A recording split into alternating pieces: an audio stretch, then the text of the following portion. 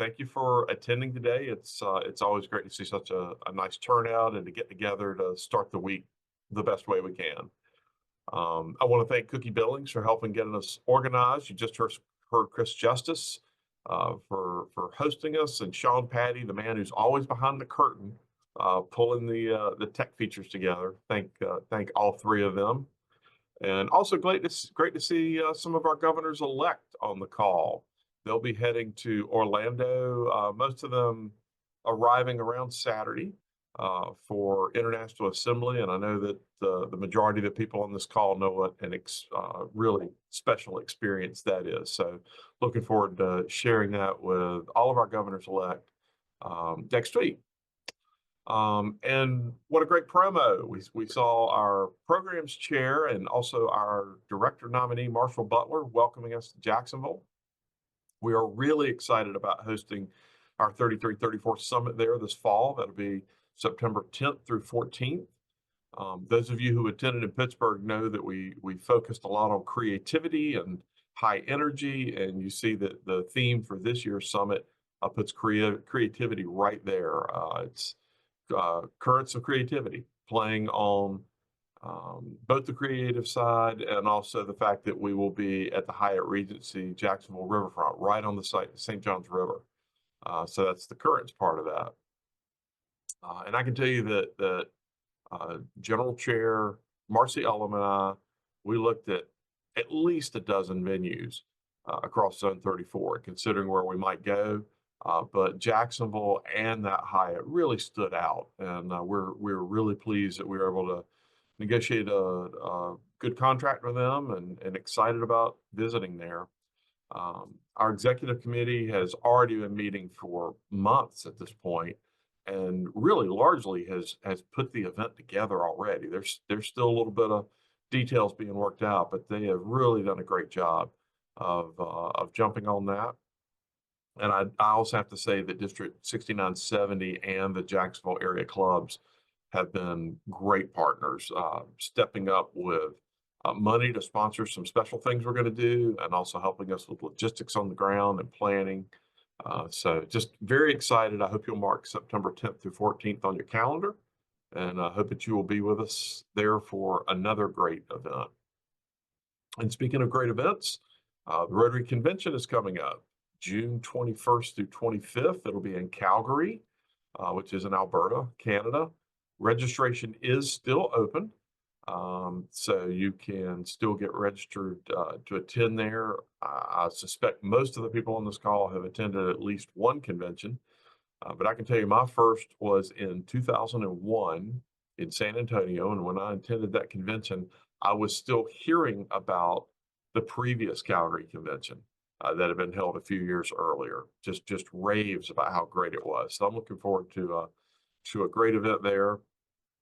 Many of you have attended our Southland event in the past, whether it's a breakfast or an afternoon event, and the Southland name has been retired in recognition of the fact that while much of zones 33 and 34 in the South, we really can't call Washington, D.C., or Maryland, or Delaware, or Pennsylvania the South.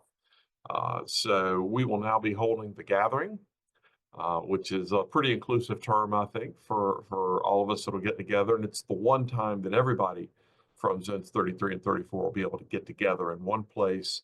It'll be on June 22nd. It'll be 5 to 8 p.m. And this will be the same day as the opening ceremony that's held in the morning. Planning a great event for you. And I'll mention that both the registration for the gathering and for our Zone Summit in Jacksonville will be opening very soon, really within a matter of days. So you'll hear more about that. So today we're going to focus on membership. Part of that is because we're entering the time of year where clubs who've had some success in this area need to really put the pedal down, because we know we still have the anticipated losses at the end of the year. Clubs who've not gotten started yet, really got their membership engine going, so they still have time to get things going. And that there are many communities that need new clubs, and there's time still to form those new clubs to serve those communities. We're going to put up a slide now. Sean Patty's going to put that up for us. And what this does is it examines how our districts are doing against the success track. And if you're not familiar with the success track, that is a pathway that acknowledges the seasonality of membership, the fact that we lose members in December and that we lose a lot of members in June, and it projects where a district needs to be in order to finish at a very modest 0.5% gain at the end of the year. So for a district of 2,000 members, that's projecting the pathway to finish at plus 10. Very modest gain. As you can see, 7 of the 17 districts in Zone 33 and 3 of the 14 districts in Zone 34 are at or above the success track, which of course means that a majority of our districts are behind that projected path to finish at plus 0.5%. The good news is there's plenty of time to do something different between now and June 30 to improve that projected result. Lots of time to do that. Your district can form a club action team and can assist existing clubs that may be struggling, or as I mentioned, as of last month, a quarter of the clubs in our 2 zones had not even brought in a single member this year. So club action teams, I know we have a lot of past governors on this call. That's an area where you might be able to plug in to help clubs, help them understand the importance of membership, why it's a priority, and help them get that membership engine going. It's also a good time of year to put some emphasis on new club formation efforts. That's one of the ways that you can really close the gap on the success track, and certainly encouraging all clubs to make membership a top priority. Now, we measure membership in numbers, like you can see on this slide. It's the most obvious metric we have, but really what we're talking about here is people. We're talking about club members who are our friends, club members who are in our business network, the club members who help us develop as leaders, and club members who serve our community. All of those things. That's what we're talking about. Again, we have numbers, that's how we measure, but Rotary's in the people business. And so what we're talking about is people here, those who enrich everything that we do in Rotary, including our support of the Rotary Foundation and certainly our polio efforts. So for our existing clubs, we're really talking about vibrancy. Clubs that are member focused, who make that the center of what they're doing. They provide meaningful service. They provide meetings and programs with energy and fun. They have members that care about each other, and clubs that do that, well, they attract more members and they retain the members they have better.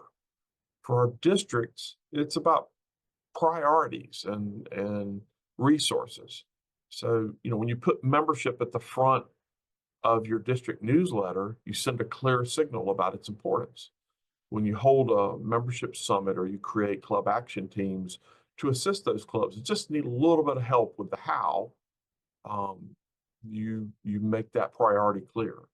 When you encourage your club leaders to attend a membership action plan webinar like the one we're having tonight, or to use the membership success center, or maybe you hold a 30-minute meeting each month for club leaders and you focus on and feature success stories of membership. When you do those things, it reinforces the importance, it shares resources, it shows clubs the why and how. But again, it really does come back down to Rotary being in the people business. So anyway, that's why we're focusing on membership this month. We're going to have 3 primary presenters. All of them are experts in membership. They're passionate about membership, and they're key members of Zones 33, 34 Membership Action Plan team, which most of you will know by the acronym MAP. Our second presenter today is Sean Sawyer. He's an assistant Rotary coordinator on the Zone 33 team, and he's also the lead innovative club advocate for Zone 33. Our third presenter is Mary Ligon. She is the Rotary coordinator for Zone 34. She is also, as some of you noted in the chat, she's today's birthday girl. So we wish you a happy birthday, Mary. Sean and Mary, as I said, they'll be a little bit later in the program. They're second and third. Getting us kicked off today is Terry Weaver. And Terry is third year Rotary coordinator in Zone 33. So I'm now going to turn it over to Terry. Thanks, Patrick. I'd like to talk with you today about our messaging to the clubs. What are our clubs hearing from the district in terms of how they're doing, what they need to be doing, etc. So let's start by reviewing some of the realities of membership organizations. I know many of you have seen this before, but my conviction is that the clubs still aren't getting it. So those realities are these. First, attrition is real. Clubs lose members every year. It's rare to find a club that has not lost any members in a given year in a given district. You might spot one or two, but it's not the norm. It's certainly the exception. Now, the average annual membership loss due to terminations, attrition, in both North America and the rest of the world is right at about 16%. And why is that an important number to remember? Well, first, if that's the average, you can take a quick look at a club and tell immediately whether their attrition is higher than that average, which is a problem, or lower than that average, which is an advantage. And you might say, Terry, that seems high. Well, I would agree with you if I hadn't gone and checked some other membership organizations or membership-like organizations to learn that the average trade association in the United States, for example, loses members at a rate of about 15% a year. The average alarm monitoring company, think ADT, Wells Fargo, those kinds of folks turn over customers at a rate of about 13% a year. And then insurance agencies, think property, casualty, bundled, unbundled, however you want to do it, they turn over customers on average at about a rate of 16% a year. So what do all of these organizations have in common? They got over it. They figured out that that is the reality of their marketplace, and they have to have mechanisms in place to attract enough customers to not only maintain their base, but also grow a bit year to year. Like these other industries, also in Rotary, attrition rates are remarkably consistent. That is, of course, within the same club. Clubs vary greatly from club to club. Now, retention is essential.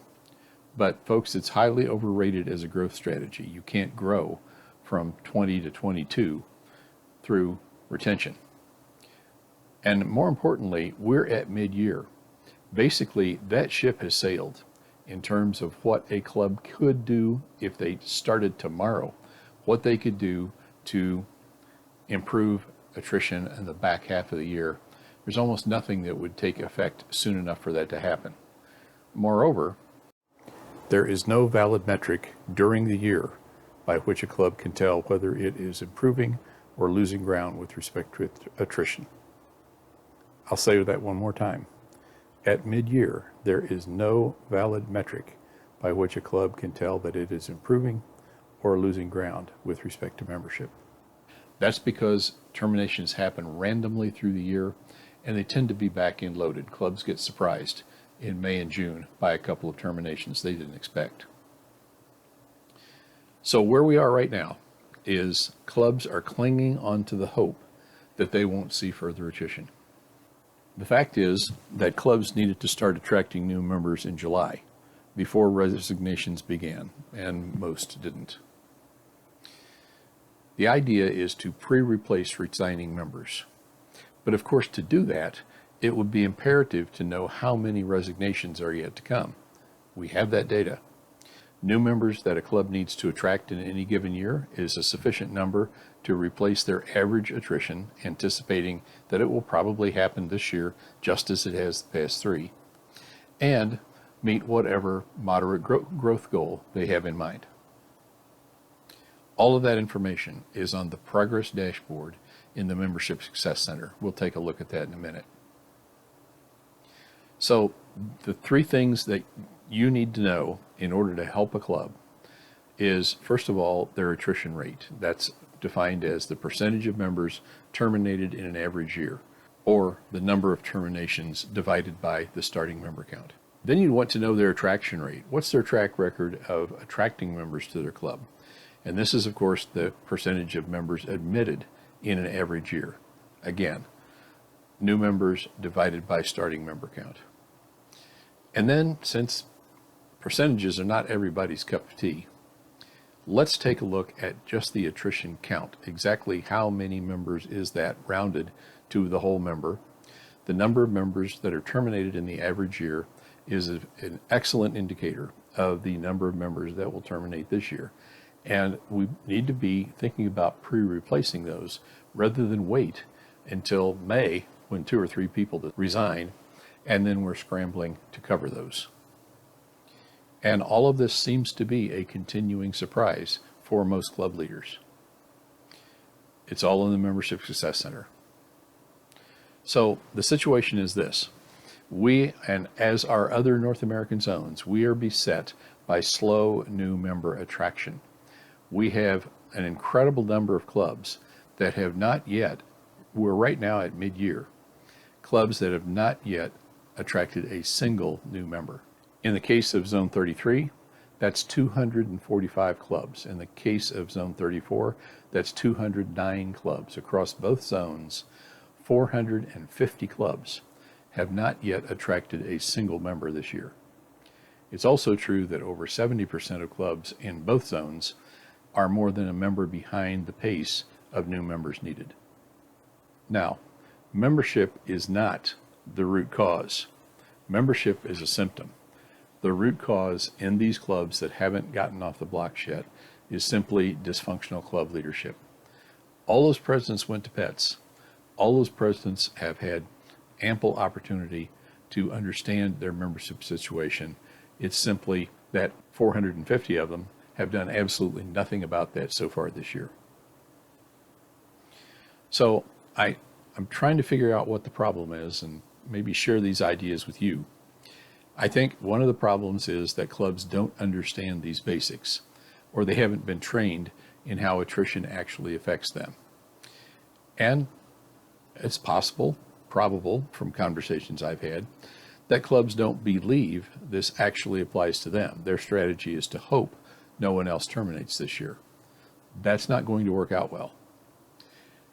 And then a third possibility, clubs have simply forgotten these lessons. They're mesmerized by a small net gain at this point in the year of 1 or 2 members, completely oblivious to the fact that they have 5 or 6 or 7 more terminations yet to go by members who just haven't identified themselves yet. So the implication to us, I believe, as district leaders, is we simply must get these dysfunctional clubs on track. We don't have enough strong clubs to pick up the slack. And frankly, we can't form enough new innovative clubs to overcome the drag of these dysfunctional clubs steadily bleeding members year after year after year. So we need a way to identify these membership challenge clubs, and the progress dashboard in the Membership Success Center is the tool for that. So let's take a look at that. Here's the progress dashboard for a club in my district. I'm not picking on anybody here, but this is a really good example. What you'll notice is that they have actually attracted 8 new members already this year. They take an average annual attrition of 6. They've had 2 of those terminations so far. And we'll scroll down in a minute and take a look at their goal, which is to gain by 5 members. So that's why they need 11 new members, is to cover the average annual attrition of 6, plus the 5 by which they intend to grow. Let's scroll down and take a look at that. Here are their membership goals over on the left-hand side. They want to grow from 30 to 35, which is somewhat, I wouldn't call that a moderate goal. That's a somewhat aggressive goal. But it appears that they're on track to do that. Take a look over here. You can mouse over these blue bars, and it's the same number you saw up the top. Their new members attracted year to date is 8. And to be on pace to get to those 11 new members by June 1st, they needed 6. So they're 2 ahead of the game. And what I would fully expect is this club just to continue tracking up this baseline and ending the year with a sufficient number of new members to overcome not only their average annual attrition, assuming that happens again, but also this gain of +5. Let's take a look at another club. This is a little bit different story. In this particular case, this club does not have a membership goal. What you'll see, however, is their average annual attrition is 6 members. And we have imputed for them, since they didn't enter a goal, we imputed a growth goal of 5%. That takes 1 more member because of their small size. And they have, as a result, a need for 7 new members to cover the 6 that are likely to leave, plus grow by only 1 to meet this goal that we have allocated to them. We didn't set it for them as a goal, but this page works on the basis of that number of 7 new members, of which they have attracted 0. So when we scroll down and take a look at the pace line, we see the pace going from 0 in July 1st to 7 at June 1st. However, in January, we see absolutely nothing has happened yet. So they are almost 4 members behind pace at this moment in the year. This is a club that really needs to step up its game and find some new members, and they have no time to spare at all. Now the question is, how do we identify these problem children in any given district? It'd be a lot of work to page through every one of these progress dashboards and try to find the clubs that are behind pace. So let's take a look at a report that's easy to find. It's the year-to-date goal progress report. Let me open that up. And then I'll use this little hamburger symbol up here at the top to collapse that. And what we'll see over here is that the Carolina Foothills Club that we just took a look at has no membership goals, so we have imputed a goal for them of a net growth of 1 on their base of 19, plus their average annual attrition of 6. So they need a total of 7. As we saw on the progress dashboard graph, partway to 7 at this point in the year would mean that they had added roughly 4 members. And this 3.8 minus indicates that this particular club is 3.8 members, almost 4, behind where they needed to be in order to meet their membership goal, in this case imputed, and cover their average attrition. So let's look at this number that clubs become mesmerized by. And I wish that we had had better metrics for the last 25 years in terms of how clubs are doing. So let's look at this net gain loss column. That has been the only metric we've had to determine how a club was doing. And I'm imploring you to stop using it. It is highly misleading, and I'll show you why. If we take a look at clubs sorted by net gain loss, if we take a look at a group of clubs that have positive net gain, click the top half of this, we can click the top header of this column and see who those are. Here's a club, again in my district. They are net up 6 because they have taken 0 terminations year to date. They have 6 new members, 0 terminations, so they're up 6.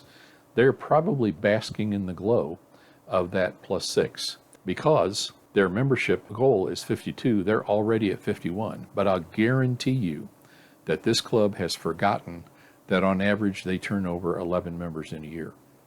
And that's why, even though they're plus 6 with respect to where they started from, that completely ignores things that will happen later on in the year.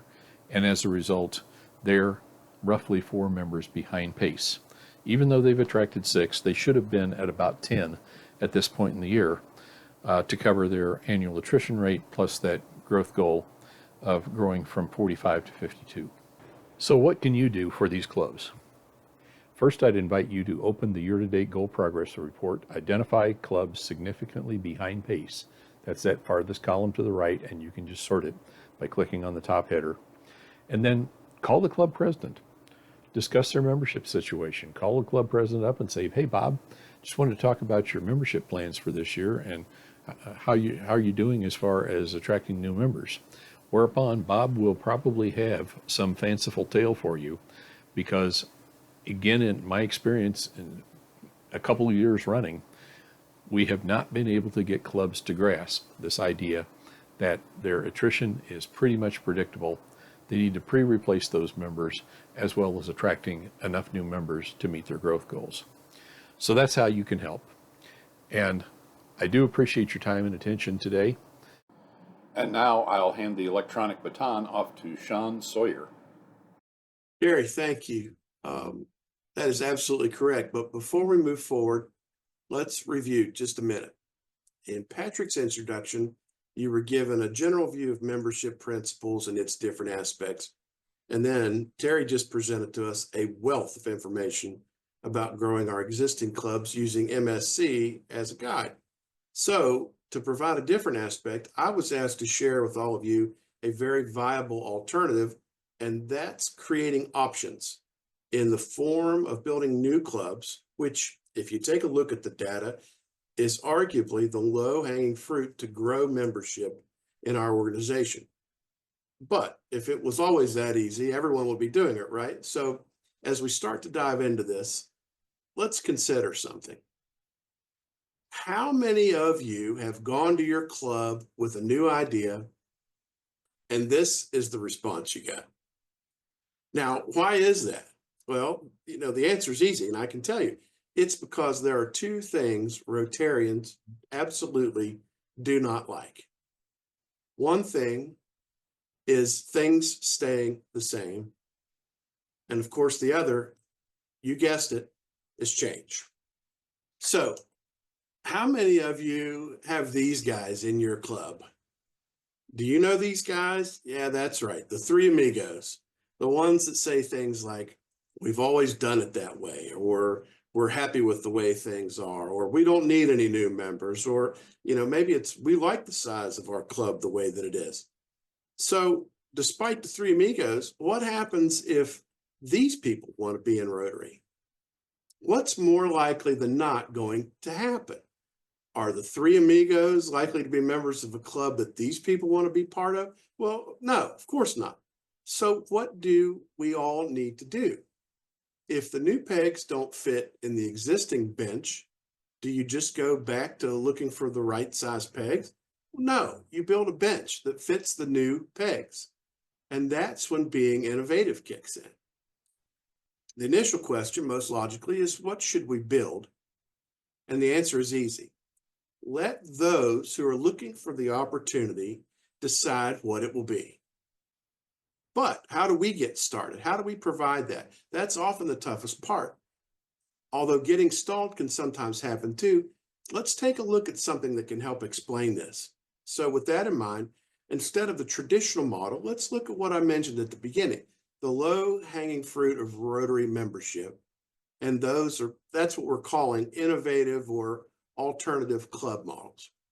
For example, if you're a district ICA, or perhaps someone who just has attended our monthly ICA Zooms, you may have seen this. This is a screenshot of the Google Sheet that shows where the districts in Zone 33 are with their efforts in creating new clubs. Now, I realize this is small, but for purposes of the ZoomFormation call, it's not as important to be able to see the numbers in the cell. What you can see is that there are three categories. There's standalone, there's satellite, and companion. And what I really want you to see and acknowledge, and if you can't, you can take my word for it, that the number of potential clubs and members in the yellow, that information columns, are much larger than the ones in the green columns, the established ones. So, as Patrick has emphasized, the goal is to get the numbers, so to speak, from yellow into green. Now, how do we do that? How can we keep track of our efforts and make sure that our foot doesn't come off the gas with these arbitrary billing deadlines of December 31st and June 30? I thought you might ask that question. So take a look at another tool that we in Zone 33 have begun to use. We all recognize the importance of keeping our efforts in motion so that the attrition doesn't catch up to us. So while using that works, you may find that this one that we use may also work for you. Many of you have heard Patrick Longano talk about the steps that are followed when creating a companion club. This one-page aid applies to any type of new entity that you may be involved in creating. And as we've already touched on, you start with the foundation, identifying the need. Who is it that is looking for an opportunity to join Rotary? You will find this process and its guiding language self-explanatory, so I won't read the whole thing to you. But just so you can start to get a feel for it, let's just mention each one. And again, at the top, you see the foundation where you are identifying your need. There's lots of tools available to you, one being as listed there on that sheet, growrotary.org, which is basically a Rotary heat map.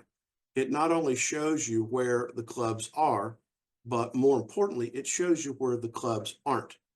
Then once you have your team established, that's when you move to that second step in the blue box, the invitation, where you offer the assistance, where you help the clubs identify themselves, the ones Terry mentioned about not realizing maybe yet as fully as they need to, the problems that if they don't already have, the ones they're certainly going to have if things don't change.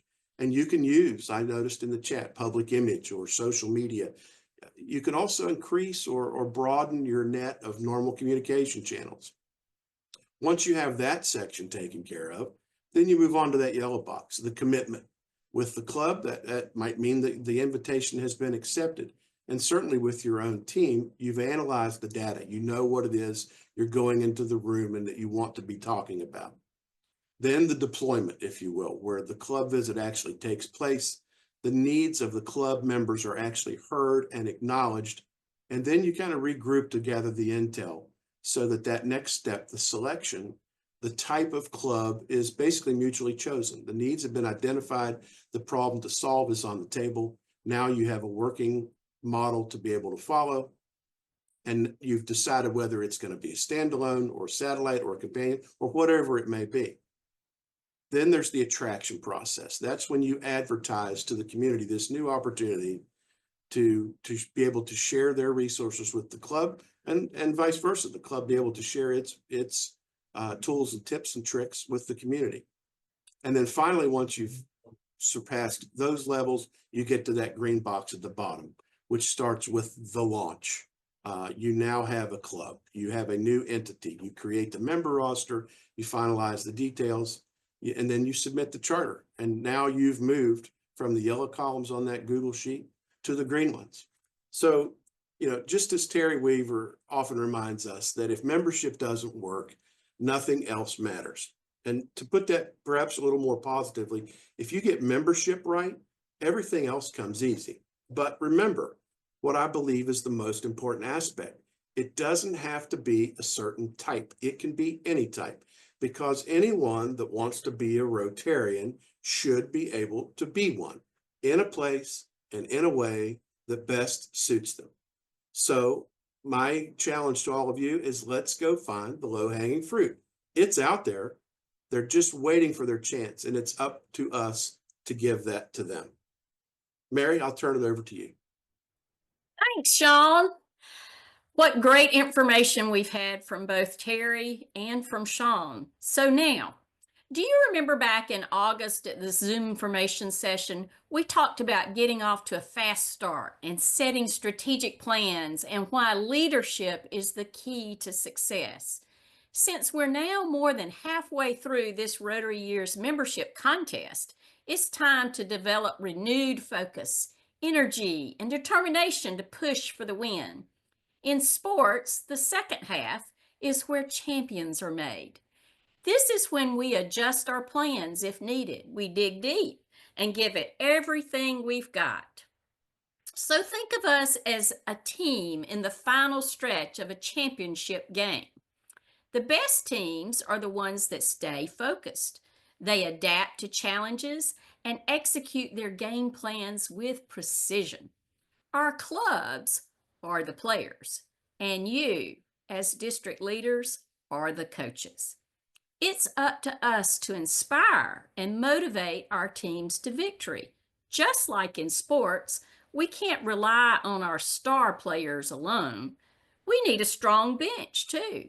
We need fresh energy and new ideas from members who will help drive our mission forward. Let's scout for some new talent, engage with enthusiasm, and create diverse opportunities for others to join us.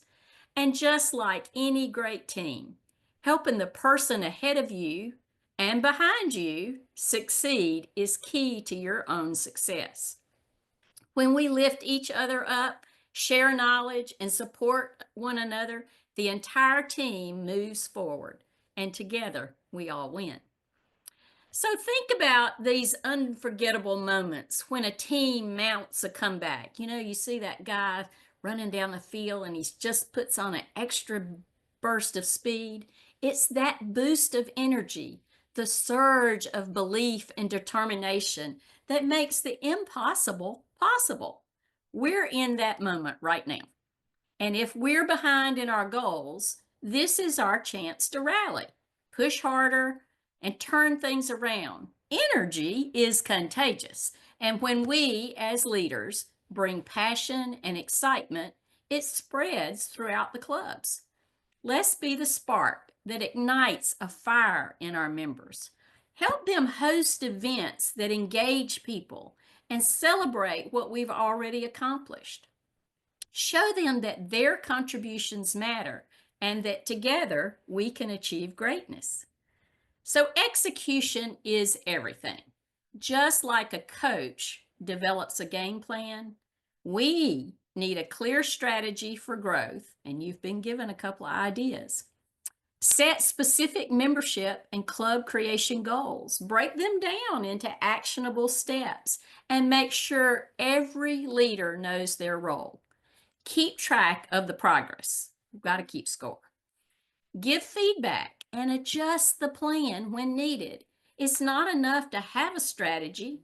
We need to execute the strategy with precision and commitment, and leadership is what makes it happen. So from Terry's segment, we understand the situation, the possible problems, and the implication. He provided you with action you can take to address the situation. Call those club presidents. And Sean reminded us to be innovative by developing new options to experience Rotary so that we can provide our potential members what they want. Gain more ideas to create growth in our monthly MAP webinars. These are actions you can put into your game plan now. So let's finish strong. Encourage your clubs to create an experience that's irresistible to current and potential members. Help them reach out, share the benefits of Rotary, and host events that showcase the value of joining. And don't forget about new clubs. Every new club is a sign of growth and a chance to make a bigger impact in more communities. Because as Patrick said, we're in the people business. In a few minutes, you can join one of 3 breakout rooms to ask your questions. Terry is hosting the Situation Room. Sean is hosting the Innovation Room. And I am hosting the Coaches Corner, which features our director, Patrick. Remember, TEAM, team, stands for Together, Everyone Achieves More. Our Rotary coordinator teams are here to support you in inspiring clubs, leading with energy, and executing your plans. The game clock is ticking. With each of us doing our part and working together, we can execute successful plays, score the points, and become champions. So let's grow more to do more and make this a win to remember. And I hope we'll see you tonight in the MAP webinar. Chris, back to you. All right. Thank you so much, Mary, and happy birthday, Mary. I think I read somewhere that it's your birthday. Anyway, all right. So we have a lot of events coming up. And as Mary said, tonight is the MAP webinar. That's going to be on confident club leadership. Awesome topic and absolutely relevant topic. There is still time to register, and that one kicks off at 5:30. And next up, that's going to be our Foundation Matters webinar. That comes up on February 20th. That will be followed by Lights Canva Action. I'll actually be heading this one up. This is going to be creating engaging videos, and we will specifically be using Canva's video creation tools. So I'm excited about that one. That one's coming up more towards the end of the month, Tuesday, February 25th. Still plenty of time to register for that one. All right, and of course, as Patrick mentioned, we have Calgary Still time to register, and I believe Patrick dropped into chat. If you want to be involved in the Zone 33, Zone 34 gathering, you need to get registered. That sells out every year, so do make sure you go ahead and get registered if you're interested. And we saw our promo for Currents of Creativity. Registration will be opening for that, I believe, a little bit later this month. So pay attention to your email for that, because you definitely want to get registered early. All right, we're going to go ahead and open up our breakout rooms here in a second. As Mary mentioned, we have a situation room. That's going to be hosted by Terry. We have our coaches corner, which will be Patrick and Mary, and Sean will be heading up the innovative solutions room. Also, I glazed right over that slide. Thanks for forwarding it, Sean, but make sure you stay connected on all our social channels.